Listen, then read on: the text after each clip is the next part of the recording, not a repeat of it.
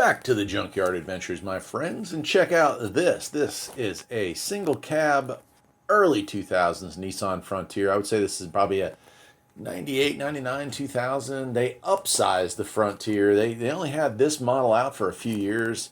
These were great cars. Little four-cylinder here. As you can see, somebody needed that head.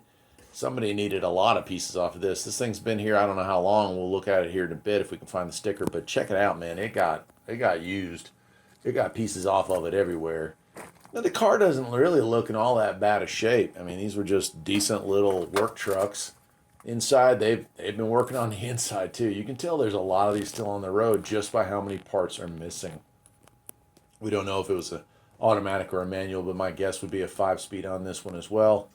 And it does have a bed liner, so I mean, this was not junk back when it was sold. It's probably a higher trim line on this one too. Those are the original wheels for it. It's the XE Frontier. I'm not sure what trim model that is, but I'm not sure. Some of these did not come with rear bumpers. This one might have had it removed. It kind of looks like it's been taken off, but it's hard to say. Hard to say.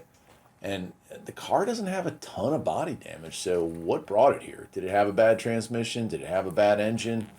I guess we'll never know, but it's a good-looking car, and I would have been happy to have this one in my fleet, you know? I mean, they're just okay cars. They did come with airbags. This one, as you see, crank-up windows, manual locks.